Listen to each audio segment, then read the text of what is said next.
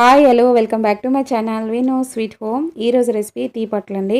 అదే స్వీట్ రోటీస్ అంటారు కదా. దీనికి కావాల్సిన పదార్థాలు ఏంటంటే వీట్ ఫ్లోర్, జాగరి. నేను ఇక్కడ 1 కప్ వీట్ ఫ్లోర్కి 3/4 బెల్లం తీసుకున్నాను. దాంట్లో కొద్దిగా వాటర్ వేసి ఇలా నానబెట్టాను. మనం ఇప్పుడు చేతితో చక్కగా మిక్స్ చేసుకుంటే చక్కగా కరిగిపోతుంది.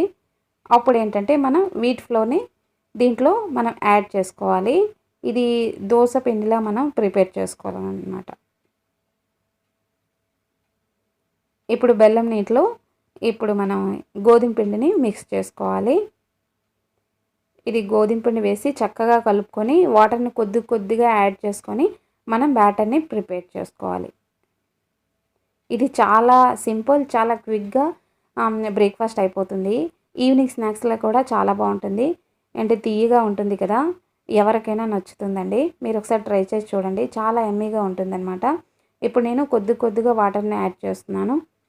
మనం ఒకసారి వాటర్ని యాడ్ చేస్తామనుకోండి, మనకి కొలత సరిగ్గా తెలియదు. అందుకే నేను కొద్దిగా వేసి మిక్స్ చేస్తున్నాను.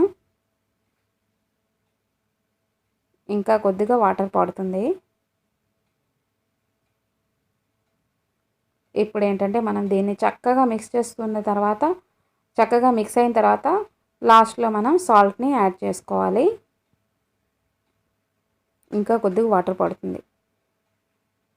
ఇది చాలా ఈజీగా ప్రిపేర్ అయిపోతుందండి. గోధుమ పిండి మనకి బెల్లం ఉంటే చాలు. గోధుమ పిండి కూడా హెల్దీ. బెల్లంలో ఐరన్ ఎక్కువగా ఉంటుంది. ఎవరు తీసుకున్నా చాలా మంచిది. ఇప్పుడు నేను సాల్ట్ని యాడ్ చేస్తున్నాను. ఇప్పుడు ఇవన్నిటిని చక్కగా మిక్స్ చేసుకొని మనం అట్లను వేసుకోవాలి.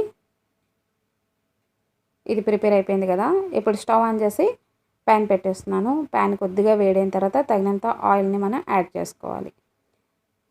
ఇప్పుడు మనం అట్లు వేసేటప్పుడు ఫ్లేమ్ అనేది హైలో ఉండకూడదు, స్లోలో ఉండకూడదు, మీడియంలో ఉండాలి. ఇలా వేసుకొని జాగ్రత్తగా టర్న్ చేసుకోవాలి. ఇప్పుడు కొద్దిగా పైన మనం కొద్దిగా ఆయిల్ని యాడ్ చేస్తే చక్కగా కాలుతాయి అన్నమాట. అన్నీ సేమ్ ప్రొసీజర్లో ఇలా అన్నీ వేసుకుంటే మనకి గోధుమ అట్లు రెడీ అయిపోతాయండి. మీరు కూడా ఒకసారి ట్రై చేసి మీకు ఎలా వచ్చింది అనేది నాకు కామెంట్ బాక్స్లో కామెంట్ చేసి చెప్పడం మాత్రం మర్చిపోకండి. చాలా బాగుంటుంది. ఎప్పుడు మనం ఇడ్లీ దోశతో బోర్ కొట్టేటప్పుడు అప్పుడప్పుడు ఇలా కూడా చేస్తే చాలా బాగుంటుంది. ఇది ట్రెడిషనల్ ఫుడ్లా ఉంటుందండి. తినేటప్పుడు ఇది వేడిగా అయినా బాగానే ఉంటుంది, చల్లగా ఉండేటప్పుడైనా బాగానే ఉంటుంది. స్పెషల్గా చిన్నపిల్లలకు చాలా ఇష్టంగా తింటారు, ఎందుకంటే స్వీట్గా ఉంటుంది కదా, అందుకు. అన్నీ సేమ్ ప్రొసీజర్లో ఇలా ప్రిపేర్ చేసుకోవడమే. ఐ హోప్ మీకు ఈ వీడియో నచ్చింది అనుకుంటున్నాను. నచ్చితే లైక్ చేయండి, షేర్ చేయండి, కామెంట్ చేయండి. Thank you so much for watching. మళ్ళీ నెక్స్ట్ వీడియోలో కలుద్దాం. అప్పటి వరకు bye, take care, keep smiling, bye.